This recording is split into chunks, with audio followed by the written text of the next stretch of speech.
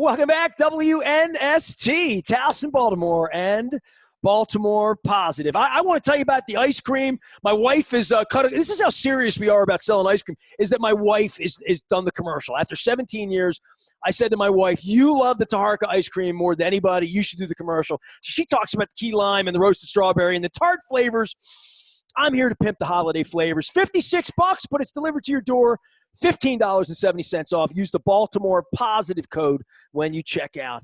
And you will not be without the delicious sweet potato crumble. I've been warning Marty Conway about how good the ice cream is. Marty, you're fit as a fiddle, and you and I went back and forth for real. I've angered everyone here this week, with the pumpkin pie and the aftermath of Thanksgiving. I thought the game being sanctioned by the league without a quarterback is something that, to me, is when Fonzie went over the Sharks, for me. Well, yeah. I don't disagree. I just texted you and said, I'm happy to give you the number of my psychiatrist to help you get over the fact that the NFL is a profit opportunity 100% now, 100%. There's not question. It becomes a television show, right? And the show must go on. So the fact that anyone is surprised at whether they're playing on Monday, Tuesday, they're playing with quarterbacks, without quarterbacks, I think it's the clear realization now of what the NFL has become, which is primarily a television show, secondarily a live event. And when 47 of the top 50 shows annually are an NFL game in terms of ratings on television, then the show, meaning the games themselves on television, must go on, whether there's fans there or not. And this is much more clear now. For all of the, boobs like me who grew up boo-hooing about records and Canton and, the sanctity of the game. And look, you came from the baseball side. By the way, if you're not following Marty Conway out on Twitter, you should, or LinkedIn.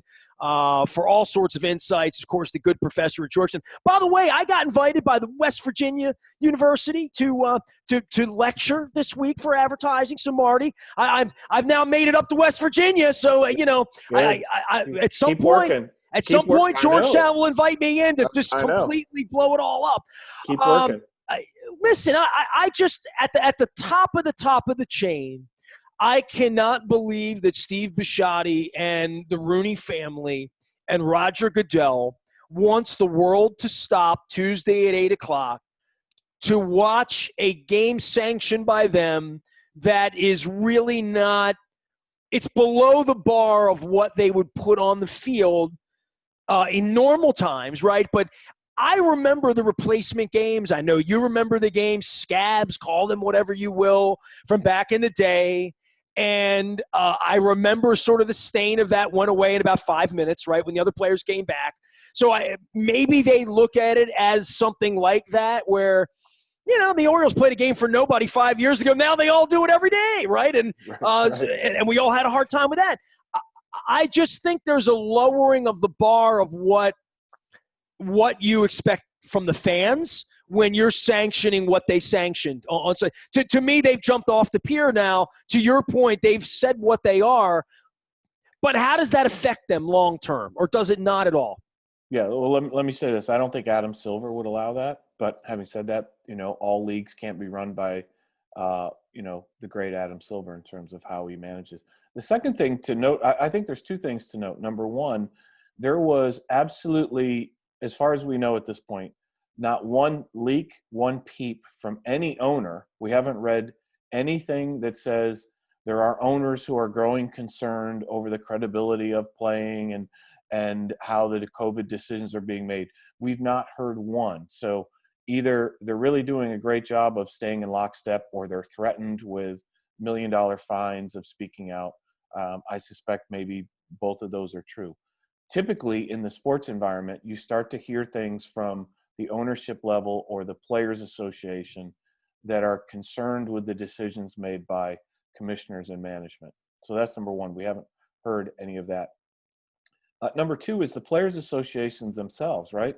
The NFL has this unique situation where if they don't play, they don't get paid, right? And that's a big concern. It's not like the NBA. It's not like the Major League Baseball with guaranteed contracts.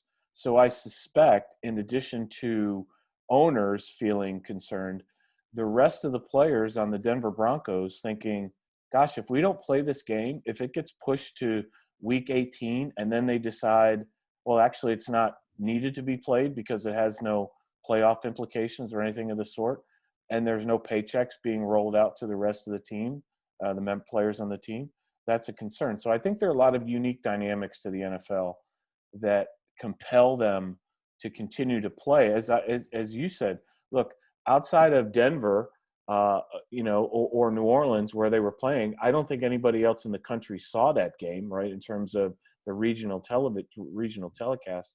So I think some of us thought it was going to be interesting. Then it came on. Yeah, exactly. Right. So, but it'd be one thing if the NFL said, we're going to make this our 4:00, national game.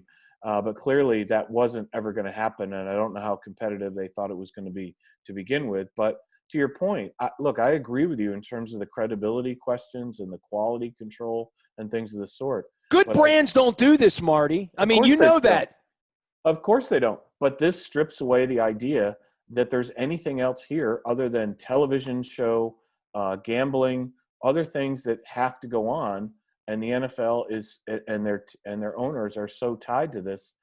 Look, there's a great book by Jeff Benedict called The Dynasty, which goes in deep into the New England Patriots from the time the Krafts bought the team all the way through. I just finished that read. I'd encourage anybody else to read it. It is a true revealing book and really anthology about decades of ownership in the NFL and what it means to own a team and what all the issues are. They make some compromises that other sports wouldn't make, and they routinely do that, all based on the idea of the value of teams and franchises. And so, look, I think that's just continually the root of what they're going to do. They only postpone games after 9/11 for 1 week, and they didn't postpone games after John F. Kennedy was assassinated. So in the last 50 or 60 years, what has happened to NFL games? They continue to roll on through assassinations, through terrorist attacks, and now through a pandemic. Marty Conway is here, longtime baseball executive with the Orioles as well as the Texas Rangers, and worked for an aspiring president at that point. And, I mean, look, man, you've been at the highest levels of all of this. I have made the case, and not because it's my team with 20 players or whatever. If I am Bisciotti, I am looking at this and holding my nose and saying, come on, guys, someone needs to step up here and play the Bowie Kuhn role of best interest of the game, or the Fay Vincent role of, come on, man, somebody get Jerry on the phone and explain to him this isn't a good idea long term. And let's come up with a better economic idea like the one the NBA and the NHL had. Marty, where were their 5 plans for if the COVID level hit 8% in America and hospitals in Houston were overtaken, or Baltimore or whatever, where cities couldn't house teams? I mean, they had that in New Orleans. They moved the team to San Antonio, right? Yeah. So there's all sorts of things that they could do. But to me, all along, every scientist said this thing was going to come back. It started to come back even in early September in Europe, that if they had a Dr. Fauci that they listened to, and again, I saw the way these guys spend money and where they voted and where their politics are and how they've behaved, quite frankly, the last 4 years in every aspect, quite frankly, that shutting the league down would be an affront to the president, an affront to the country, that it would freak the country out. But shutting the league down for a month and bubbling up the way the NHL and the NBA eventually did was a format that it just seemed to me they could have had that in their pocket and said, you know what, we're not playing games without quarterbacks. We're not sending the Ravens without half their team to Pittsburgh. The whole country is in the midst of this plague. We're in the midst of this plague too. Let's not sanction this. Let's figure out a way to make more money. We'll shut the thing down for a month. We'll bring it back the week after Christmas. We'll do it in Vegas. We'll do it in LA. We'll have perfect weather. And you know what? You know, this is where I put my Jerry hat on, Marty. I say, Jerry, you ever see the World Cup?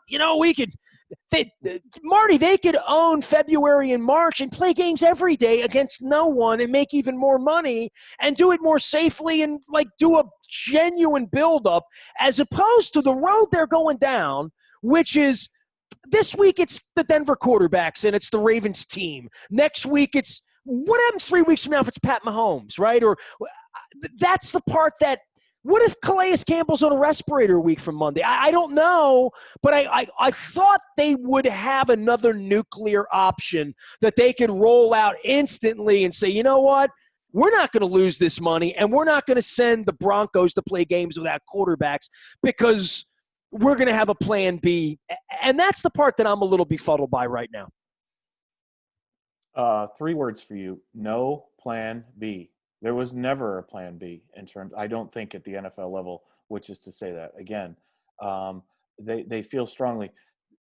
The part, look, I think what you're talking about makes complete sense. I think where it runs into challenges is, look, one thing that the NFL has determined over the last 10 years in particular, they have a really difficult time based on, if you've ever, you've been to the Ravens facility, you've been to practices, you've been to training camps, you see what goes on for one NFL practice, right? It's all recorded. There are all sorts of safety and things built in because of workman's compensation and things like that. It's seemingly impossible. Most NFL teams are now hosting their training camp at their training facility as opposed to some university because it's become almost impossible for them to now take practice on the road. And so one of the things that's been a challenge, one of the reasons they've had a hard time expanding into London is what do they do with these teams back and forth during a week? What if an NFL team comes to the United States from London and plays for 2 weeks? Where do they practice, right?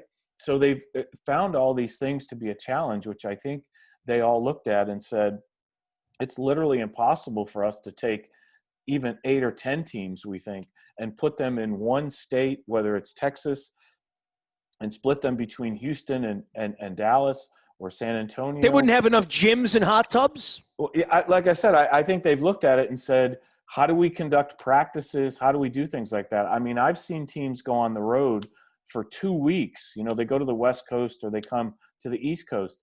And from my understanding, from talking to people, how difficult it is for them to have a team come away from their training facility for 1 week. Well, you remember the Ravens did it 2 years ago out in San Jose and then just bailed on the second trip and came home twice to the West Coast. Yeah, so I think that's what they have found is they've created so many of these protocols during the course of a week that as they look at, like we've talked about putting bubbles up and doing things like that, they've just said, we just don't think there are enough facilities that can handle us. And then you get into, they don't want to share facilities. They're concerned about somebody watching them practice and do certain things like that. They would frankly, they're almost like they're all 65 and over seniors who would, as they say, just rather stay home. I would just rather stay home. I don't want to go out and have all that sort of hassle. So well, then this happens, and this could happen to anyone, right? Like, I mean, 4 quarterbacks go into a room on the day off. They all pop positive. Yep. I have no idea what the hell happened out in Owings Mills with the strength coach and how this happened. But I want you to get into the psychology of this if you're sitting in Dick Cass's seat. You know what I mean? Like, what a clusterfuddle this is. Yes. Yeah, no. And look, you've seen already New Orleans, Las Vegas. I think we've seen some other teams that just hasn't really been revealed in terms of the penalty. That the amount of protocol, the adherence to protocols has been lax. It hasn't been 95%, 100%. By the way, Marty, as expected, as expected, like I said. So when you look at what do we think is going to happen, look, if coaches, Sean Payton and John Gruden and others can't figure out a way to wear a mask or a shield on the sideline, what do they expect the players and or coaches all the way down into strength and training are going to do? All that leadership you teach about means something, doesn't it? Exactly. So it's terms here. I think that's why it's difficult for the Ravens, and I have great empathy for Dick Cass and the Ravens as to what's happened here. But I think it makes it difficult for them to come into the league and then say, we need to make a change, because if they didn't have adherence all the way down into their strength and training staff, then the league says, you know what? We told you this in our 164-page memo prior to the season. Position groups, if it gets hit into position groups, we're going to continue on. So be prepared. Have more people on your practice squad, have a variety of people on your practice squad, and be prepared to go. So this has been a huge learning for the NFL in terms of the size of rosters, what they're going to be doing in the future, and how they're going to even have developmental teams. Because if this happened in baseball, they just call up 20 players and suddenly they had these secondary facilities, and they had the ability to call these folks up. So I think the NFL has been tricked up by some of their protocols. And again, I have great empathy for teams that are impacted by this, but I think the NFL saw some of this coming and just didn't really have, like I said, just didn't have a plan B. But from a competitive balance standpoint, right? I go into Royal Farms and I get chicken and it's not what they said it was. Yeah. I take it back and say it's no good, or I don't go back there anymore. That would never happen at Royal Farms, of course. Right.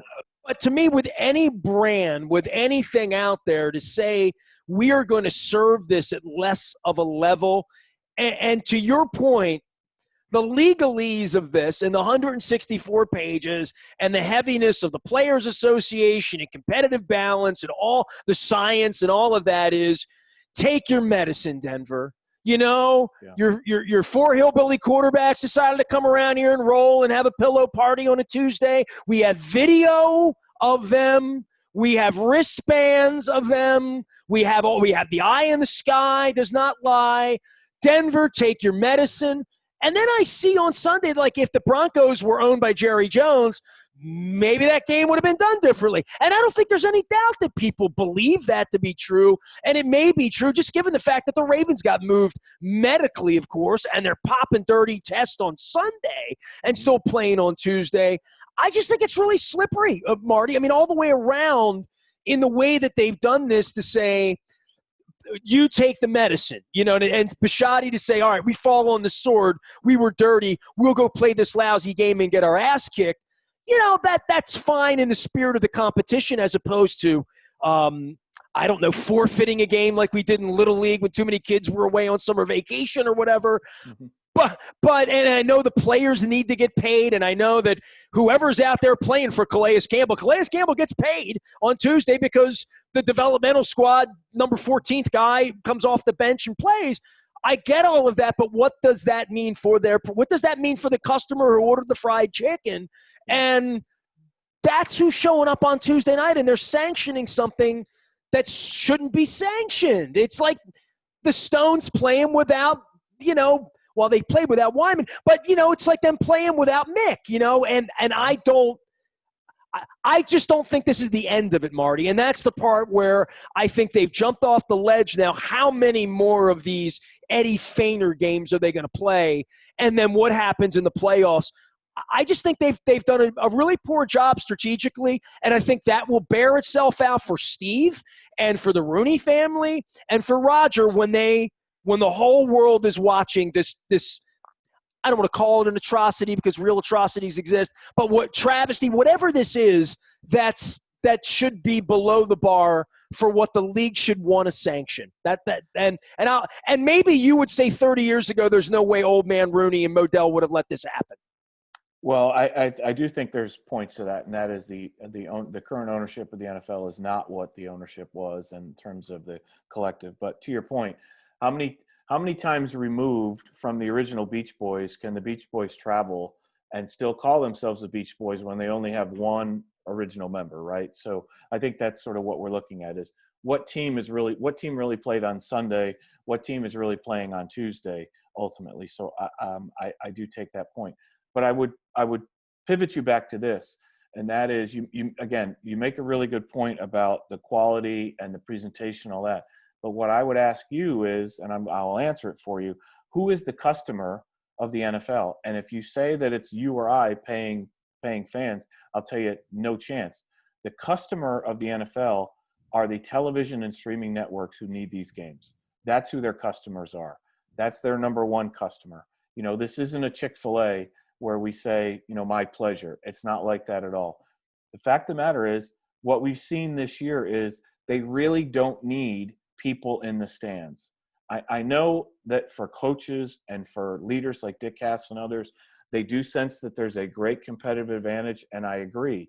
There's competitive advantage in Pittsburgh and Baltimore and Green Bay and places like that. But I think what they've learned this year, and fans have understood, is I don't have to be in the stands. And ultimately, my money is I like to spend it. It's sort of a recreational and entertainment spend for me.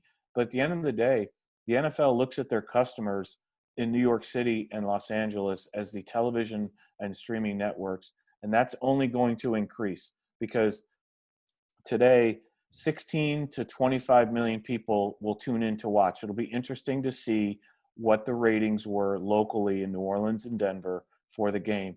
I'll tell you that they probably didn't put a more than 10% dent into what they would normally get on a weekly basis for their games, regardless. And we talk about this all the time. One of the challenges for the NFL in marketing is who's under the helmet. We really don't see. I mean, they put a undrafted practice squad wide receiver in at quarterback, and they played the game, and it ended probably the way most people thought, which is a 20-plus point win for the Saints. So I do feel the empathy of what people think about in terms of the quality out there. But for me, the key customers for the NFL are the heads of the television networks, and they're getting exactly what they paid for. Marty Conway is here making the other side of the argument, which is great around here at Baltimore Positive. We try to bring people in smarter than me and ask them questions, try to learn a little something about this. All right, so where do they go forward? I mean, okay, they're going to stumble through this in the way that the Marlins and the Cardinals on the baseball side. Mm-hmm. Do you see a playoff bubble as something they would concern themselves with, knowing that this could have happened to the 14-2 Lamar Jackson Ravens, and this could happen January 10th, and then they have a bigger issue about the validity of the competition that they allege at the top through gambling, refereeing, all of that they're putting a fair fight on the field. I really would hope, Marty, that you and I are not having a louder conversation about this, and that I'm not being a bigger jerk than somebody in New York would stand up in the corner and say, but what about the games? What about integrity? You know what I mean? Like, somebody should be blinking an orange light. I mean, quite frankly, a deep ruby red, quite frankly, when we watch what the outcome of Tuesday night's going to be. I think your point is taking it. To me, I think the first round of the playoffs, they could potentially play in their home markets. And again, I think they'll take once the playoff teams are clear as possible, then I think the protocols probably even become more specific. And again, from what I understand with certain NFL players, they have basically foregone their, with the exception of their immediate family, contact with literally anybody else. And so I do think that there will come a point. I don't know if that number of teams is 8 or if it's 4 or whatever that number is. I look at markets like, well, you can X out California because I don't think that's going to happen. But I think you look at markets like Arizona, I think you look at Texas, and you look at Florida as places that they could send multiple teams, assign them to campuses that are fully equipped for athletics and practice, and they have multiple stadiums that are available in the state. Give me those again. Where do you I think Arizona, I think Texas, and I think Florida are 3 states that they could send multiple teams to. So you don't think they would play in LA or in Vegas? I don't know specific. Look, I think California is having a difficult time with the virus, and you've already seen Santa Clara County say we don't even really want practicing games for the 49ers. Fair enough. And so LA County has had some issues as well. Well, the mayor of LA, I know his name because of the plague, right? You know? So the high rates of infection. So I think the issue for Vegas, frankly, Nestor, is at this point yet, they don't have enough other facilities around. I don't think they probably would have enough university facilities that would qualify as NFL competent. But I think if those other 3 states that I mentioned, you have multiple places where they could practice, they could bring them in essentially sealed transportation, sealed accommodations.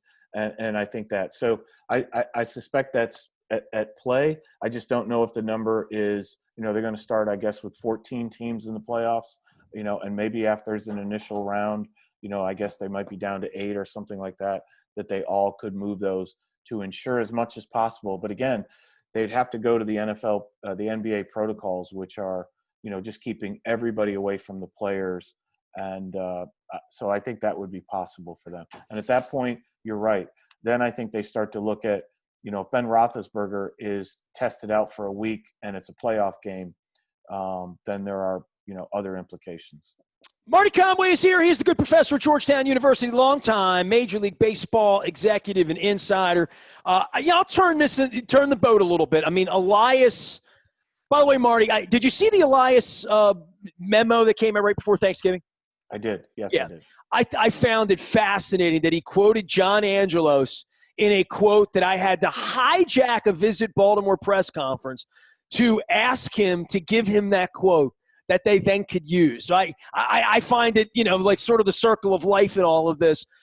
Where's the rest of all of this, right? I mean, as we sit here and watch the Broncos play without a quarterback, the Ravens play without a team, and we're only in week 11 or week 12, wherever the hell we are in this thing, basketball, hockey, trying to figure out fans and sales and sponsorships and stadia, and the Orioles the Orioles don't usually do much till March anyway, but all of that, like everyone is in a freeze mode. And I know you take real umbrage and you get pissed at me. And I think Chris Pike, anybody that worked in the industry who really understands when a guy like me says, stop the games for a month, right? Like there's a whole different level of, whoa, dude, you're the guy on the radio, But I think there's all of that for all of sports in 2021, whether you're talking Masters, whether you're talking Preakness, whether you're talking Fiddlesticks, whatever, whether you're a rock and roll band, whether you're a Merriweather Postman, all of that, right? Like it is really, really a crazy time for everyone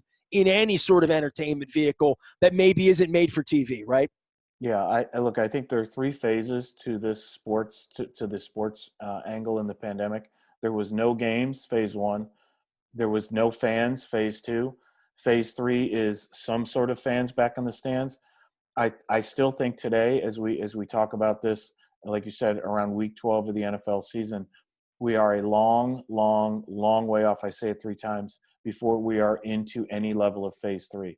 I think the implications here are, I say this on Twitter. I've said it as many times over the last several months.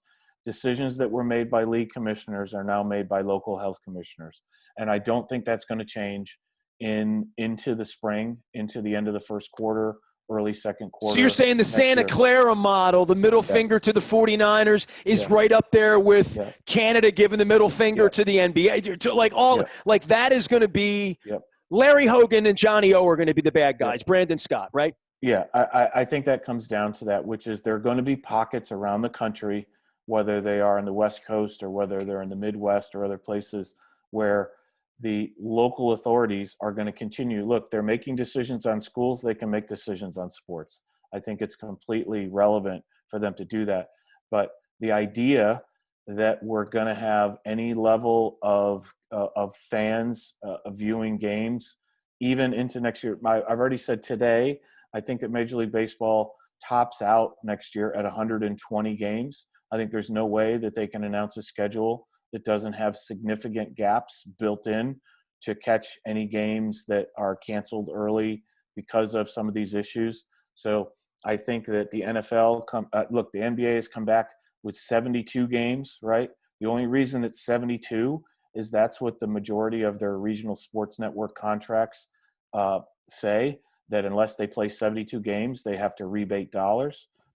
I think you'll be looking at that at baseball. I think hockey will come back in some form of a league and a division in Canada and two divisions in the U.S., something like that. So I think this continues a long way in the road until April, May. I think people are still wearing masks when they come back to games until the end of the summer. I think September is the next time where you can actually see maybe a crowd of people at a game, pick the sport, doesn't matter. I think that's the time when it can actually happen. And I still think people could be wearing masks next fall because of the sense of, I'm not really sure where this virus is, even though my friend has been vaccinated, or I don't know if my friend is vaccinated, whatever. So I think there's going to be remnants of this well into 2021, and the financial implications and the employment implications for that, I'm very fearful of people in the industry never getting back to work. It's never going to be the same industry again. Exactly right. And so I think it's, what we used to think about as an annoyance going through a magnetometer after 9/11 I think you're going to have temperature checks. I think you're going to have scans. I think you're going to have extra scrub on facilities. Gates won't open as early as they used to. You won't go to batting practice. They're going to keep rings of protection around players as they warm up prior to games. So I think this will be the norm for the So next much for autographs, season. huh? Yeah, I think that's right. I think the idea of shaking hands and autographs are a long way off. Marty, I appreciate you, man. You staying clean? I mean, how's the Zoom teaching going? I mean, fire me up here. I mean, I got to give let me tell you what the class here says, so that I give a good lecture here, because Sure. I'm not sure if I'm qualified to do any of that. I'm not sure. Most people think I'm qualified to do what I already do. Principle of advertising, the impact of social media platforms on advertising. Talking about this is my role as the owner of WNST. How about that? I love that. The fact that you are exclusively a digital advertiser, so you are actually where people are going to be 5 years from now. You've been ahead of the game for a number of years, and now you'll be in that same situation. That is, how do you monetize your business when you are exclusively social and digitally focused? So I think they'll learn a lot from what you're doing with your business. Don't talk me into believing that I'm qualified, and certainly don't talk my audience into it. I mean, that'll drive everybody crazy. Marty, I appreciate you, man. Stay clean, wash your hands. I wish we could go over to Amici's and get into some proper chicken parmesan, but soon. I mean, you said next September you'll be down here for a ball game, so I'm going to hold you to that. I'm buying, all right? Okay, great. Thank you. Marty Conway. Oh, by the way, before I let you go, Springsteen. Anything you want to say on Bruce? Or no? He's going to be on Saturday Night Live on December 12th, right? And so again, You like the new album? I guess is where I was going. Look, I think for where he's at in his stage in his career, I think it fits perfectly. I was listening the other day. I still think the period of the late 70s was the peak Springsteen in terms of as I listen, But I think, look, where he's at in terms of the stage and what he's capable of doing in terms of rock and roll, I think it's a perfect fit. I just hope people will be able to see it live sometime in the next 12 months, man. Yeah, I went through a little period a couple days before Thanksgiving where early in the morning, and I'm a worker at 4 a.m, and I cranked up some Springsteen from 13 and 16. I had a Madrid show that was pure magic. Incredible Milan show from 16, I believe it was. Right. That's incredible. Right. And, I mean, so the internet has allowed me to – I found the Van Halen Tokyo 1989 show. Marty, I'm not kidding you. They were sober. Literally, I found the sober Van Halen tour. And the Springsteen thing, it's fascinating for me because, I'm so into all of that. And I did a River tour show from the 16, Madison Square Garden one night. I put that one on. So I've been listening to a lot of Bruce around here, but I have not dived totally into the new album. I have it. It's background, but I haven't spent time with it. Everyone that I know says it's going to be my tunnel of love at this point in my life. I think that's probably right. I think it'll rate ultimately higher than that. Ultimately, I think there's going to be a couple songs off here that he's going to take from where it is, and when they're played live, it's going to blow it away. So I think it's like "Land of Hope and Dreams," which is kind of a nice song when he recorded it, but it's turned into one of those anthems live. I think there are a couple songs on here which become either show openers or sort of in the encore, because I think people will resonate and connect with a couple of these songs that he's written. So I think they'll be favorites in that respect. What's more Baltimore positive than Land of Hope and Dreams? Grab your ticket and your suitcase. Thunder's rolling down this track. Hey, I appreciate you. Take care of yourself and be good to the children. Teach them well down at Georgetown, all right? Okay. All right. Thanks, mate. Marty Conway, you can find him on LinkedIn. You can find him on Twitter at Marty Conway. My favorite guest around here, not my favorite Hall of Famer. That's Rod Woodson. We had him on last week. You can find all that out. The Baltimore Positive, Stitcher and Apple and Google and iTunes, all of that stuff, it's available. Just subscribe to Baltimore Positive. BaltimorePositive.com is there for you as well from wherever you are. I am Nestor. We are WNST.net, AM 1570, Towson, Baltimore. We never stop talking to Harker Brothers Ice Cream and Baltimore Positive. My wife's going to try to sell you on our deal.